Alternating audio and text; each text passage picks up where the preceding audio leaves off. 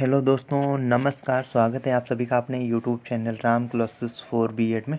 तो फ्रेंड्स, इस वीडियो में हम लोग देखें एमएड फर्स्ट सेमेस्टर का जो आपका पेपर 4 होता है।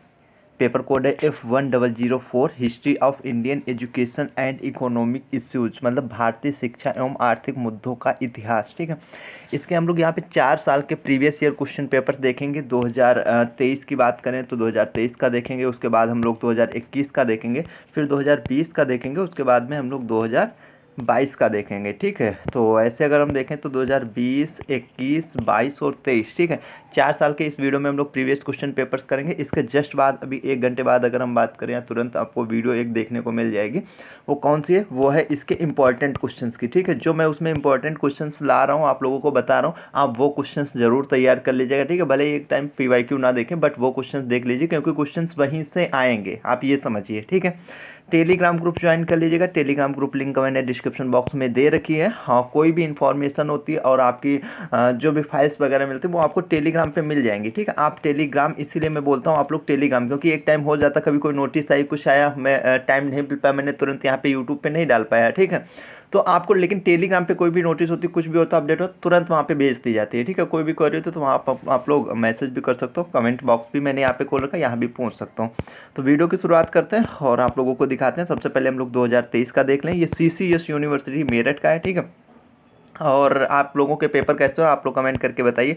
पहला है आपका, हाँ, यहाँ पे 80 नंबर का क्वेश्चन पेपर आता है, 3 घंटे का होता है। सेक्शन ए में आते हैं, अति लघु उत्तरीय प्रश्न होते हैं। यहाँ पे पहला क्वेश्चन आपका 4 प्रश्नों के उत्तर दीजिए, मतलब 5 प्रश्न होते हैं, 5 में से अति लघु उत्तरीय में कोई भी 4 करने होते हैं। पहला क्वेश्चन आपका मिड डे मील योजना के महत्व को लिखिए, write the importance of mid day meal scheme.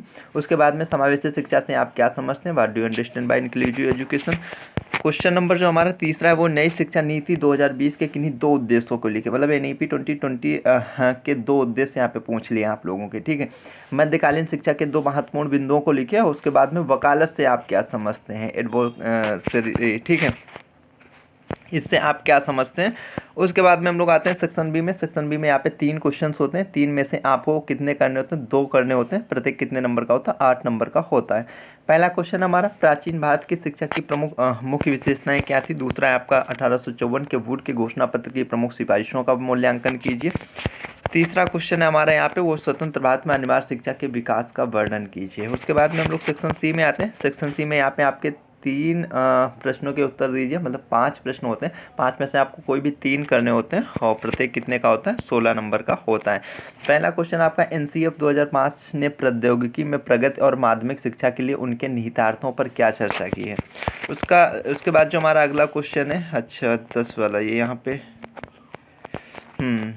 अच्छा इंग्लिश में, हिंदी में यहाँ पे नहीं आ पाया। ठीक है, व्हाट डू गर्ल्स, मतलब ये है गर्ल्स एजुकेशन कंट्रीब्यूट, अच्छा ठीक है, एम्पावरमेंट ऑफ,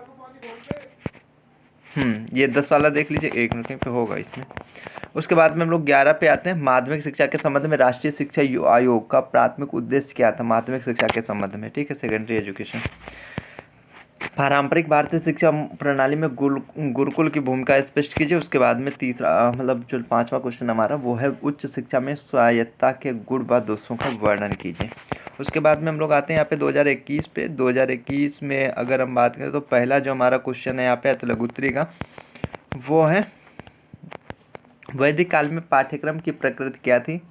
दूसरा क्वेश्चन हमारा, माध्यमिक शिक्षा आयोग के उद्देश्य क्या थे। माध्यमिक शिक्षा आयोग मतलब मुदालियर आयोग की बात कर रहा है ये। ठीक है, उसके उद्देश्य क्या थे उसके बारे में पूछा है, बताइए कब आया था मुदालियर आयोग। ठीक है, भारत में बालिका शिक्षा की समस्याओं की चर्चा कीजिए। मिड डे मील कार्यक्रम के 2 उद्देश्य लिखिए, अभी पूछा गया था, फिर पूछा गया राष्ट्रीय साक्षरता मिशन के संबंध में। ठीक है, NLM, जिसे कभी कभी वहाँ पे अगर आपसे केवल NLM लिख देना तो वहाँ पे कंफ्यूज मत होना, मतलब ये लिखा हुआ ना, नेशनल लिटरेसी मिशन। ठीक है, इसके संबंध में आप क्या जानते हैं, इसके बारे में आपको लिखना। उसके बाद में हम लोग आते हैं सेक्शन बी में। सेक्शन बी में हमारे 3 क्वेश्चन होते हैं, 3 में से हमें कोई भी 2 करने होते हैं। पहला क्वेश्चन है हमारा, ये यहाँ पे मैकाले के मिनट्स की समालोचनात्मक चर्चा कीजिए। ठीक है, अगला क्वेश्चन, अध्यापक शिक्षा के संदर्भ में राष्ट्रीय ज्ञान आयोग मतलब NKC, ठीक है, उसके बारे में पूछा है कि आयोग की सिफारिशें क्या है, उस सिफारिशों को आप लोगों को बताना है। 8वें क्वेश्चन पे, मतलब अगर हम तीसरा क्वेश्चन बात करें तो समावेशी शिक्षा की चर्चा कीजिए। और उसके बाद का जो हमारा क्वेश्चन इसमें हम आते हैं सेक्शन सी में, ठीक है। तो सेक्शन सी में हमारा लॉन्ग आंसर टाइप क्वेश्चंस मतलब होते हैं, यहाँ पे 5 क्वेश्चंस होते हैं, 5 में से हमें कोई भी 3 करने होते हैं। पहला है आपका बौद्धकालीन शिक्षा व्यवस्था का वर्णन कीजिए। उसके बाद का जो हमारा क्वेश्चन है वो अध्यापकों हेतु राष्ट्रीय आयोग, ठीक है, 1999 की जो सिफारिशें हैं उनके बारे में लिखना है। अगला जो हमारा क्वेश्चन है वो शिक्षा के अधिकार कानून के मुख्य प्रावधानों का वर्णन कीजिए। अगला क्वेश्चन हमारा वैश्वीकरण के संदर्भ में भारत में शैक्षिक सुधारकों की चर्चा कीजिए। इसके बाद में हमारा जो है लास्ट मतलब 13वां जो यहाँ पे 5वां क्वेश्चन हम बोले लास्ट क्वेश्चन है, भारत में प्राथमिक शिक्षा पर सर्व शिक्षा अभियान के प्रभावों का वर्णन कीजिए, ठीक है। कभी कभी आपसे केवल रख देता ना कि सर्व शिक्षा अभियान, इसके बारे में लिखिए, ऐसे हो गया, ठीक है। राष्ट्रीय पाठ्यचर्या की रूपरेखा 2005 हो गया, एनसीएफ मतलब ठीक है 2005 हो गया, ये हो गया, ये तो मतलब पूछता ही रहता है, तो इन चीज़ों के बारे में आपको पता ही होना चाहिए। उसके बाद में हम लोग आते हैं यहाँ पे 2020 को देख लेते हैं, देन फिर उसके बाद में हम लोग 2022 का देखेंगे। तो 2000 तो यहाँ पे सेक्शन ए में आते हैं 2020 का जो है F100 history of Indian education and economic issues, ठीक है। तो पहला क्वेश्चन 5 में से 4 करने होते हैं, पता है आप लोगों को। पहला क्वेश्चन हमारा मध्यकालीन भारत में शिक्षा की प्रमुख विशेषताओं को लिखिए। अगला क्वेश्चन हमारा है वो उदारवाद एवं नव उदारवाद के बीच विभेद कीजिए। उसके बाद में समावेशी शिक्षा से आप क्या समझते हैं। और अगला क्वेश्चन हमारा शिक्षा के अधिकार के महत्व की संक्षिप्त में विवेचना कीजिए। उसके बाद का जो हमारा 5वां क्वेश्चन है वो राष्ट्रीय साक्षरता मिशन, जैसे NLM बोलते हैं, नेशनल लिटरेसी मिशन के उद्देश्यों को लिखना है आप लोगों को, ठीक है।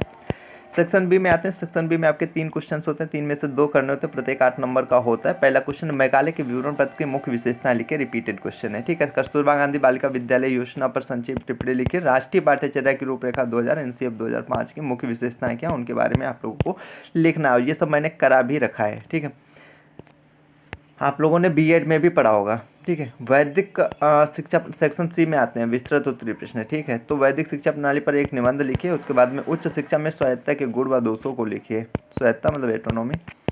उसके बाद में शिक्षा में PPP, ठीक है, मतलब प्राइवेट मतलब पब्लिक प्राइवेट पार्टनरशिप, ठीक है, इसे ध्यान रखिएगा, फुल फॉर्म भी इसका पब्लिक प्राइवेट पार्टनरशिप के मॉडल पर एक निबंध लिखना है आपको, क्या है ये, ठीक है।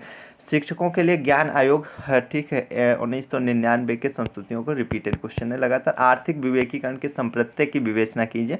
आर्थिक विभेदीकरण लाने में शिक्षा की भूमिका की विवेचना कीजिए।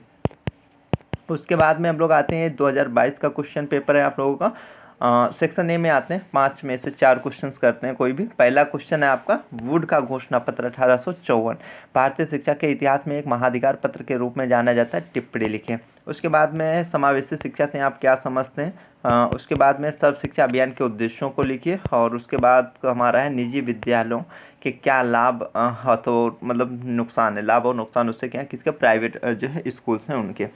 उसके बाद में शिक्षा के अधिकार के महत्व की संक्षिप्त में विवेचना कीजिए। सेक्शन बी में आते हैं। सेक्शन बी में हमारा जो लघुत्तरीय प्रश्न, तो पहला क्वेश्चन है मिड डे मील योजना पर एक संक्षिप्त टिप्पणी लिखिए। अलग है राष्ट्रीय साक्षरता मिशन, ठीक है, ये बराबर पूछा जा रहा है, लगातार क्वेश्चन पूछा गया, NCF हो गया और ये हो गया 2-4, ठीक है। लॉन्ग के भी मैं अभी मैं बताया ना, मैं अभी जस्ट एक इंपॉर्टेंट क्वेश्चंस की जो वीडियो अपलोड करता हूँ, बस वो आप देख लीजिएगा, पूरा पेपर वहीं से आपको मिलेगा। बहुत क्वेश्चंस कम मैंने दे रखे हैं, चीज़ें आपको वहाँ पे आसानी से समझ में आ जाएंगी ना, नहीं तो इसमें समझ ही नहीं आता क्या तैयार करें क्या नहीं ना तैयार करें, ठीक है। उदारवाद तथा न उदारवाद के बीच में विभेद कीजिए, मतलब अंतर लिखना है।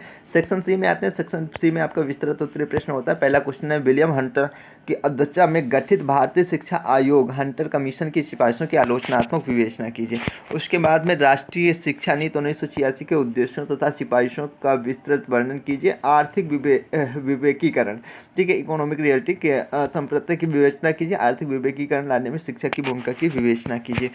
उसके बाद में हमारा उच्च शिक्षा में स्वायत्तता के गुण व दोषों को लिखे। राष्ट्रीय पाठ्यचर्या 2005 का विस्तारपूर्वक विश्लेषण कीजिए, ठीक है। तो ये थी आज की छोटी सी वीडियो, आई होप आप लोगों को अच्छी लगी होगी। तो चैनल पे नए होना, चैनल को सब्सक्राइब कर लीजिएगा, बेल आइकन दबा लीजिएगा, ताकि आने वाली हर वीडियो की नोटिस आप लोगों को मिल सके, आप लोगों तक पहुंच सके। कोई क्वेरी तो आप लोग कमेंट कीजिएगा, टेलीग्राम ग्रुप जरूर ज्वाइन कर लीजिएगा। तो जल्दी मिलते हैं अगले वीडियो में। वीडियो देखने के लिए आप सभी का दिल से